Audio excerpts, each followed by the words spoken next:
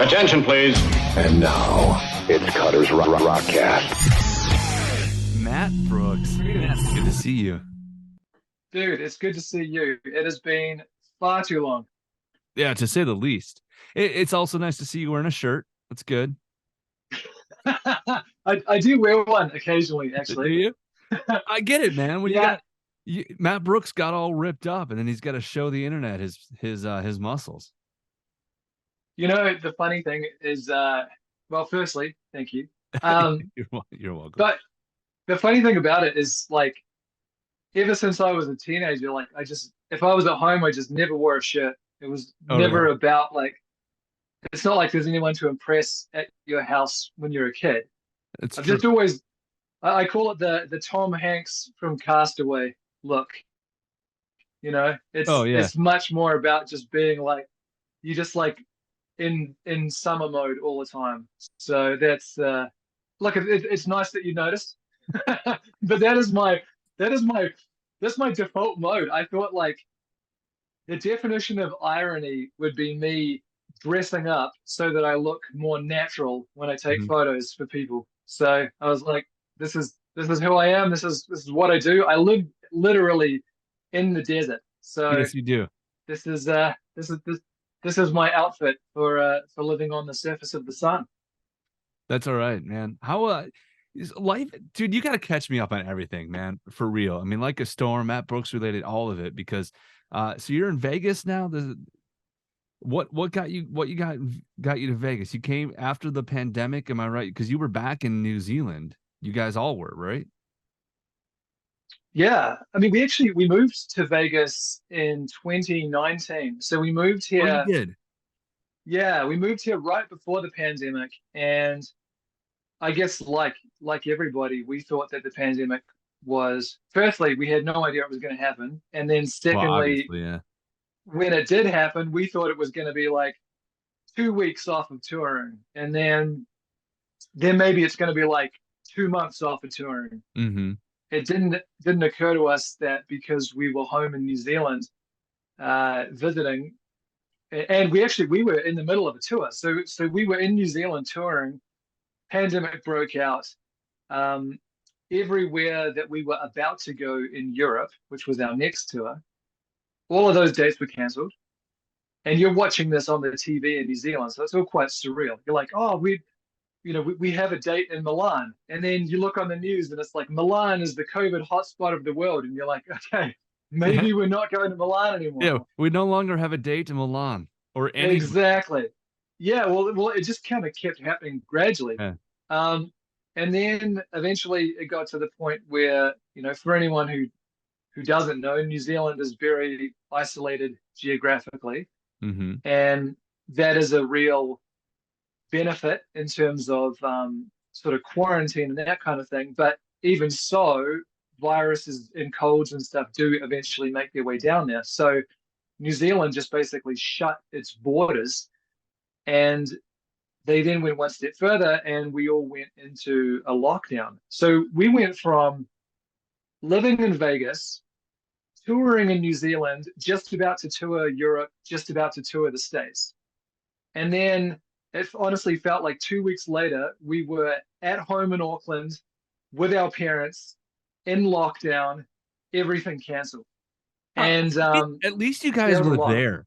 Like, at least you weren't touring Asia or touring, you know, Western Europe or something like that. You were home. So, I mean, at least there's that, right? It could have been a lot worse.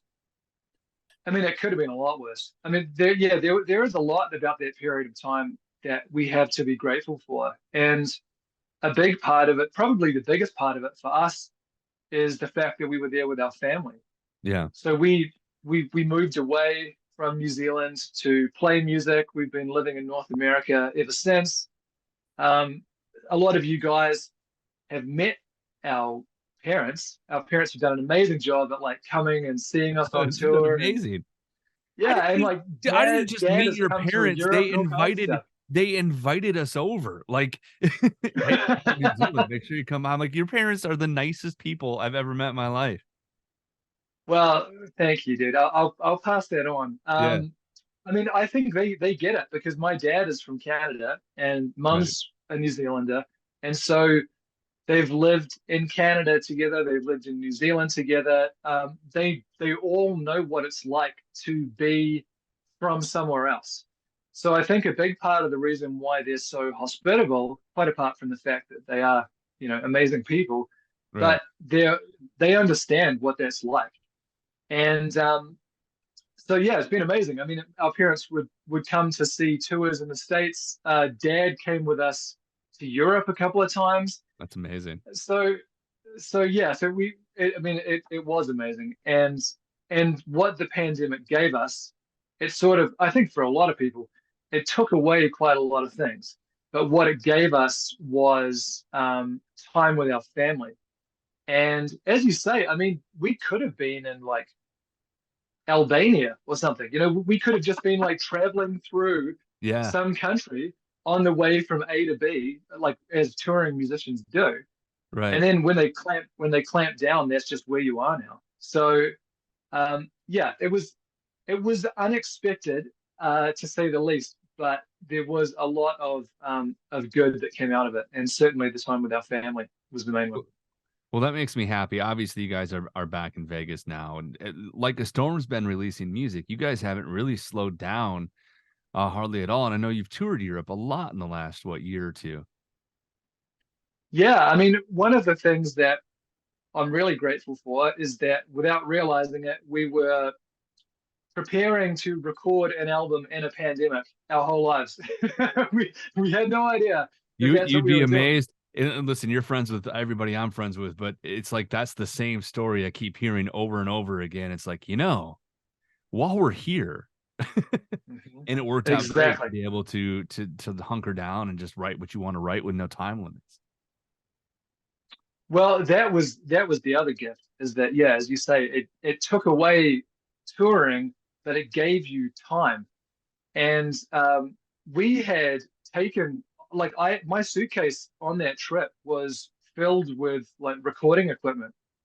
Oh, wow. And that's just like yeah, that's just like a habit I've been in ever since we made Awaken the Fire, which is our record that has Love the Way You Hate Me and Wish You Yeah. Hell. Um, we got into the habit of writing and recording music on the road. And so now, anytime we go somewhere, about half my suitcase is filled with recording equipment. Um, and obviously, I had no idea that the pandemic was going to happen. But when it did happen, the reason that we were able to just keep making music, even though we were literally in lockdown. So in New Zealand, they they had everyone like basically quarantined in their own homes, and you could go outside for like an hour of exercise a day. And I'll say That's like I've prison. never seen. Well, yeah, I mean it's a I mean, little you bit get more an hour prison. in the yard, but it's 23 hours Yeah, of you get an solitary hour in the yard. confinement. I mean, the funny thing about it, dude, is like, I've been home to see my parents a lot over the years, and we know the neighbors. I've never seen people as interested in physical fitness as when quarantine kicks in. Everyone is locked down at home, and now everyone is like, "Oh yeah, no, I've got to run every day, man. Otherwise, they just go crazy." So all of a sudden, everyone's like Chuck Norris out there. Um, but um, but what we did have was recording equipment, and we had songs that we had been writing anyway, and so we just started recording.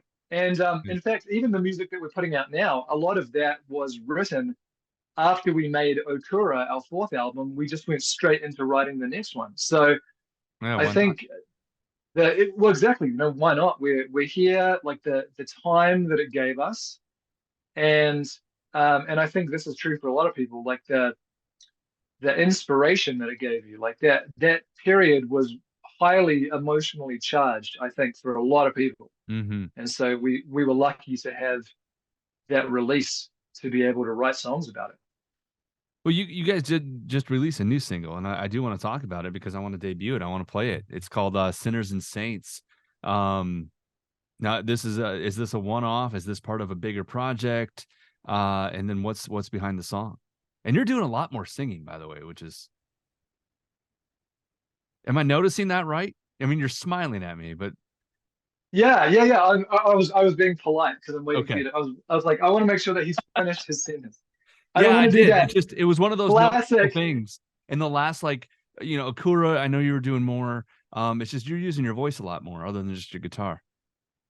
Yeah, thanks, dude. Yeah, I mean that's always been, I think one of the things about our band that has been, I mean, ultimately it's been a strength, but it has taken a little bit of um, us trying different things. Is that we were all like we're three brothers, and so it often seems like we grew up playing together, like the Partridge Family or something. But we all grew up in different bands, and Chris and I were both the singers in our own bands, Hmm. and so when I joined Like a Storm, I effectively joined Chris and Kent. So it made sense for me to come in as a guitar player, and I did quite a bit of singing. But over the years, I have just done more and more singing. It hasn't even been so much of a sit down, and because we never operate that way. We never sit down and go, right, we're going to have 45% of the next album is going to be Chris, and then it's just like an artistic thing, a stylistic thing, and an evolutionary thing. And since Catacombs, I started doing a lot of the screaming vocals, Right. and then on Okura, I did a lot of the singing as well. So, and Chris does a lot too, but it has been this kind of evolutionary process. It's cool to hear the different voices though, because you guys have been seemingly using them, and it seemingly has opened up more interesting ideas within the music. And correct me if I'm wrong, but that's kind of the gist I've been getting, even just listening to Sinners and Saints.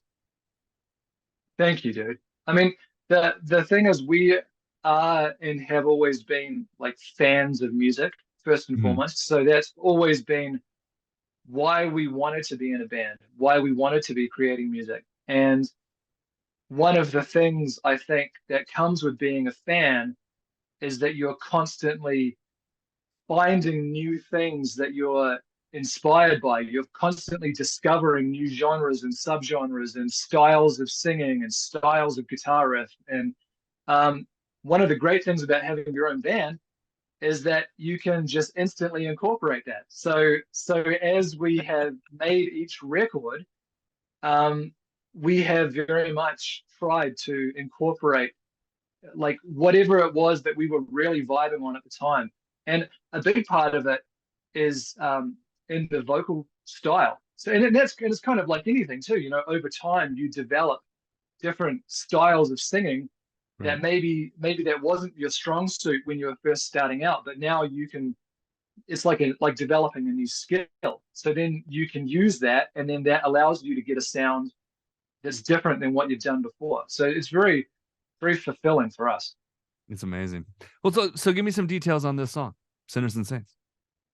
Okay, so this song was a song that Chris and I started writing in New Zealand pretty much as soon as we finished Okura, which was the album that we wrote during lockdown. Right. And I remember, the pandemic had a lot of ups and downs. It had been a pretty challenging time in our lives, both professionally, being musicians, personally, being essentially stuck on the other side of the world from where our lives were for a number of years. And we had, I'm sorry, Oh, you're fine. I got you. there's, Nope, I lost you. okay, so that was a spam call, which I love to get them, but I especially love to get them during an interview. It's really Oh, isn't awesome. it the best? They never That's the happen at best. the right time. Why would they happen at the right time? I know, I Unreal. know. The robocalls and the spam calls. Can you're a smart guy, create some sort of technology. You know rich people, create some sort of technology, get rid of those. Then we have some spam. I know Google has it in their new phones, some AI spam blocker. We need that in everything. We do. Yeah, we Use we a need we need use we need AI that. for good, people. Use it for good, not for writing random songs that other people can write, but use it for good. I like that. I think I'm gonna invent an AI filter where that enables bands to speak freely about what they think, and it filters it and makes them sound really humble all the time. Yes. I like that So a lot. someone's like, hey man, what do you say to the haters? And then they say exactly what they think. And then it filters it and says, well, the thing is, you can't please all the people all the time. So ultimately, you just got to stay true to yourself. That's where the money is, right there. That's a great idea. I love that. Oh man. That's Okay, so I'm perfect. sorry about that. So before I got that spam call, we were talking about sinners and saints. We were talking about Sinners and Saints in the song, and you were talking about how you'd written it post your last album, but you were still in lockdown or still thinking about lockdown, I think is what you said. Yeah, so we had been in lockdown, and essentially we our lives had been on pause for like 2 years. We made Okura, and that was a real sort of triumph for us to make an album without a studio or anything really. But we got that record done, and then we were taking some time off, just being with our family. And I remember Chris coming to me, and he's like, "Dude, I've got some song ideas for the new record, and I would love to show them to you." And I'll be 100% honest. At that point, I was like, "Dude, I would love to hear them, but like, we only just survived this crazy period. We just made an album. I don't really want to work on music right now. I want to spend time with grandpa and I want to hang out with mum and dad." And I had every excuse under the sun, but the reality is that I was super burned out. And That makes sense. Chris said, Chris said, okay, well, what if we just write music together, like not for the next album, but we just do it for fun. And Oh, you mean like you anyone used who to? had, well, exactly, dude. I mean, anyone who's ever had something that they love, and then if you're lucky enough that that then becomes your job, Mm-hmm. one of the unfortunate cliches that is true is that elements of this thing you love do now become a job. So it's like you have to write music to have it ready by a certain date so that it can be released. You have to do things on a certain timeline. And that's not to say that I'm trying to complain about life as a rock musician. It's just the reality of your relationship to that thing can change very easily. And I've seen that with pretty much every band that I ever loved. They've all gone through some period where they're like, dude, we're 5 records in. I just need to reconnect to how I used to feel when I was a kid. Like, what made me want to start playing drums or guitar? What made me want to start writing songs? Yeah. And so Chris said to me, he's like, why don't we just get together and write songs just for the hell of it? And Sinners and Saints was one of those very first songs. And he had this idea, he had this lyrical idea. And I remember thinking at the time, what an awesome idea for a song, which is a big part of why we just started like working on that one every night. The idea of a song that was about like the sort of the burden of perfection that human beings live under. You know, we're sort of obsessed with doing the right thing, but Mm-hmm. we're ultimately very flawed creatures. And so we almost create our own nightmare by putting all this expectation to be perfect, even though we know full well that we're not and that people make mistakes. And we started working on Sinners and Saints every night after dinner. So we're still living at home with our parents. We're still in effectively in quarantine in New Zealand. But we would have dinner with our mum and dad every night, which is very surreal. If you've gone from touring the world to now you're eating dinner with your parents every night, not just some nights, but every Were night. you guys sleeping in your old bedrooms and everything? Please tell me that's real. Well, actually, dude, that would have been the case. The only reason we weren't sleeping in our old bedrooms is that our parents have moved house since we were Oh, okay. teenagers. Well, see, there you go then. But but that's the only reason. Everything else was the same. And to be honest, in a lot of ways, it was a huge gift. But it is very surreal to go from traveling the world to not only being in one place for 2 years, but that place is at your mum and dad's house. Yeah. It is like it's like someone, waking up from a dream and being like, man, that was a weird dream. I was a kid again, and I was, it was like that. And it was in that environment that we started writing these songs. And Sinners and Saints was one of the first ones. And it was literally just us making music for the love of it. So we just did whatever the hell we wanted. We didn't think about the timeline of anything. We didn't think about because we produce our own records. So part of the production process is to think through like creatively how your music works in with other music in the genre. There's a whole Right. part of production, but we deliberately took those hats, almost like over the years we had put more and more hats on, you know. And then after a while, you just like there's too many hats. Like I don't want any of these. I want to go back to when I was a kid when I didn't know anything, and I just made music for the fun of it. And that was what we did with Sinners and Saints. Can I listen? We're friends. So I'm not going to be too concerned about saying this, but I just want to make this honest observation. Listening to the last two albums, especially Okula, it seems like you guys got very progressive, like very. Hey, we're really good musicians, and we're going to prove the world we're very good musicians. You know what I mean? Like, you know, a little bit more progressive rock, a little bit more progressive metal, heavier at times, lighter at others.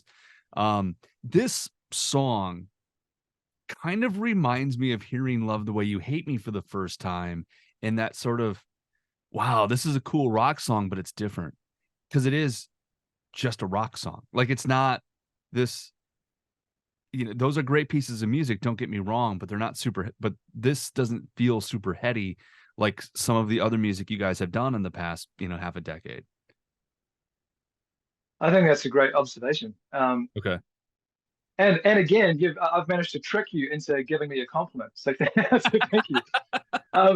I think, yeah, I think part of it is that I think part of it is that you sort of ride this creative wave where you want to express different elements of being a musician at different times. You know, so I think that because there are three of us in the band that write songs, and I also grew up like Kent and Chris and I, we all play a bunch of different instruments. So that's like normal for us. It's normal for us to listen to all kinds of different music, to play all kinds of different instruments.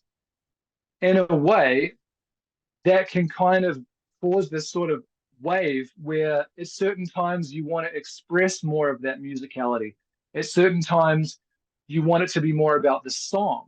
At certain times, you want it to be heavier. At certain times, you want it to be less heavy. And I would say that it's not so much, it's never been us just like sitting down and going, right, boys, this time it's going to be all about the song. Take out the solos. it's it's just like an expression of where we're at in our own musical journey. And I think it's always interesting to look back on it. And it's always actually interesting to get someone's outside perspective because at the time, I mean, this is true of anything in life. At the time, you're not really that aware of what you're doing. It's only when you look back on it, you're like, oh, I see. I was in a phase of being really into progressive metal, or I was in a phase of listening to Joe Bonamassa all the time and like getting really into blues guitar.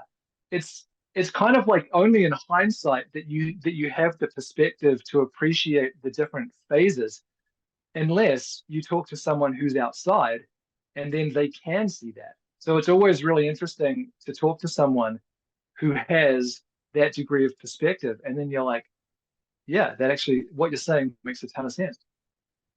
All right. Well, then I don't feel bad. I like it. I welcome spirited debate always. Of course. I dig the song though. I really do. I think it's good, you know, and I can't wait to play. I hope everybody else likes it too. You know, the song itself is only available digitally right now. Is that right? Yeah, it's to answer your earlier question before I had my spam call. It's the first single off our fifth record. I forgot I asked that question already. So good. Yeah, I know. Well, like you get sidetracked talking about how great our music is. Who can blame me? Of course. Who can blame me? Yeah. But yeah, so it's the first single off a whole album, and we're actually in the process of sending what's going to be the second single to the mixer this week. Okay. So over time we've developed a slightly different way of working. And to be honest, I think a lot of other musicians have done this too, because the way that music is released now, as you will know, is quite different than how it used to be. Very much so. So it used to be that you make the album and then they pluck the singles off it, and then you tour the record, but it's already been finished. The songs are released, but they've been available on the album the whole time. But just it's like now it's a single. Whereas these days, very often it's almost the exact opposite, where you will finish single one and you send that one in and it comes out. So like Sinners and Saints is a great example. Then we're in the process of finishing our second single, and then that will come out. And then you do your third single and your fourth single, and then the rest of the album, and then it's turned into an album, and then you sell it. So it's kind of like that's because of how people are consuming music now through DSPs, and it's all very different. I'll be completely honest with you. Here's a pro tip for musicians going through. If you want to get in the mind of programmers, and I don't mean just radio, because a lot of playlist pickers for Spotify and things like that are old radio people. You know, we all kind of think the same. When a single is released from a band, it's the first single from a new record, right? It's big deal, big story. You know, this week Green Day put out their first new single in a long time. Oh my God, you know, Blink-182, whatever it may be. First new single, huge story. Second single, we're gearing up for the album release. Third single, it's the ballad, who cares? You know, it has to, at that point, it has to be a great song that shines through. Otherwise, that's the one that ends up not going anywhere. And you've seen it too, because you guys got into this right as that was changing. You know, when Love the Way You Hate Me hit and became, you know, this big rock single, that's right when that was starting to change.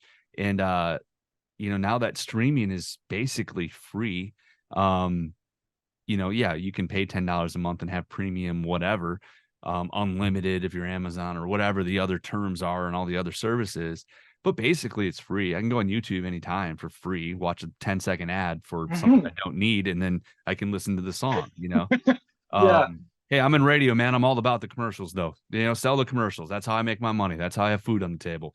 But the point is, it's just different. It's a lot different. And it's that way when a band releases a new single continuously and there is no new album, so to speak, or we don't find out till the third single is released, it's almost like there's more of a story with each song. And I dig that. I like that. From this standpoint, I like that. Now, the vinyl head in me that wants to go upstairs and drop the needle on something wants to hear the whole record, you know?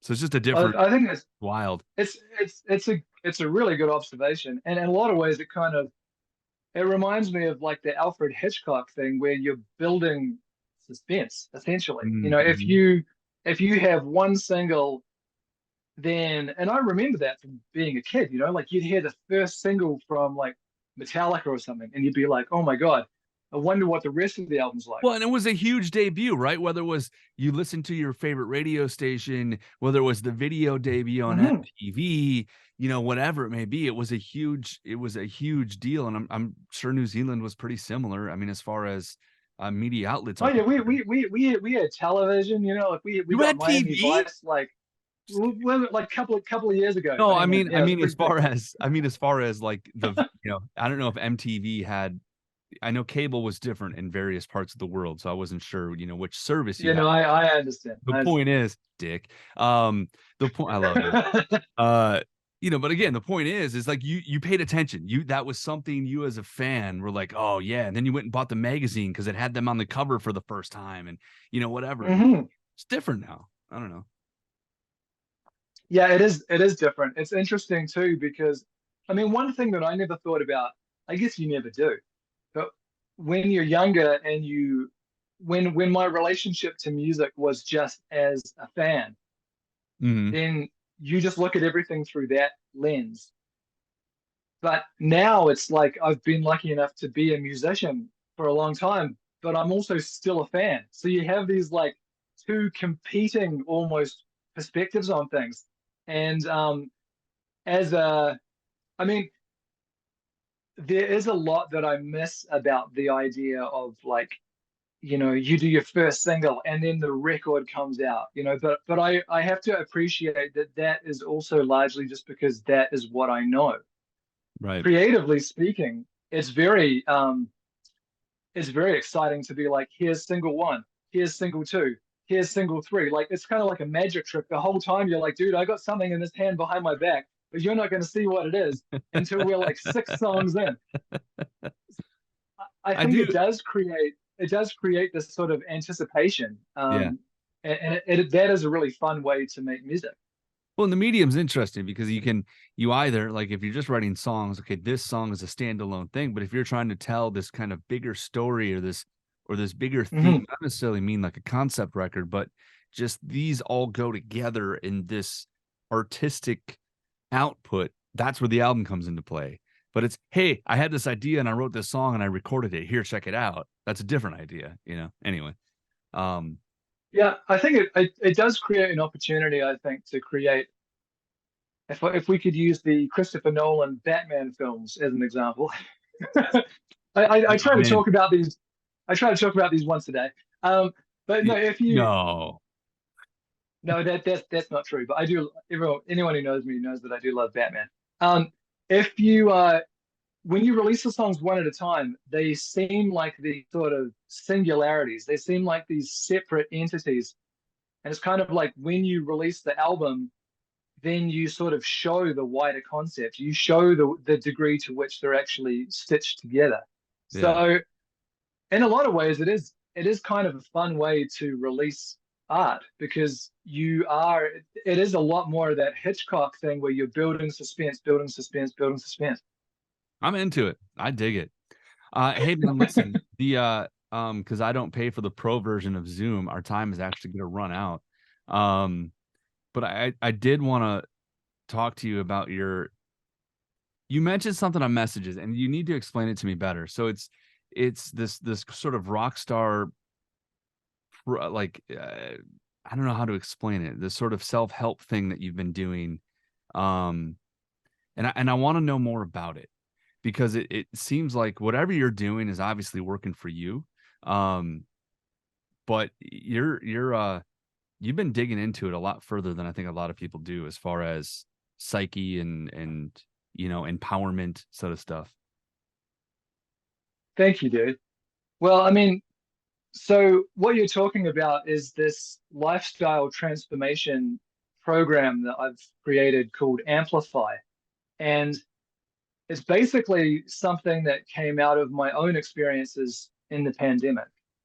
One thing that most people wouldn't know is that before I dropped out to play in Like a Storm, I studied psychology at university. Okay. And on that note, I'm going to pause you for 1 second. Let's do it like this. Yeah. Do you have another like 10, 15 minutes? Absolutely. Yeah. Okay. Then we're going to end this episode of Cutter's Rockcast. I'm going to go, this is all about the music and Like a Storm, and listen to the second part. It's like a cliffhanger. Listen to the second part for information on Matt's company or Matt's program, Amplify. That work for you? All right, let's do that. Like a Storm, Saints and Sinners is available right now. Look for a new record. I'm assuming. What are you thinking? Like 2024 time frame? Yeah, 2024 for sure. And the next song will be coming out early 2024. And touring states, do we have any dates that I didn't see, that I didn't know about? Or is anything booked? Is anything coming? Anything you can say? How about we put it that way? There's nothing that I can say right now, but there's definitely stuff coming. I had a feeling. All right. Look for more touring from Like a Storm soon, in the power of the didgeridoo. Matt Brooks from Like a Storm, part 1, part 2 next. Thank you, Matt. Thank you, bro. Cutter's Rockcast. Don't forget to tune in. Exactly.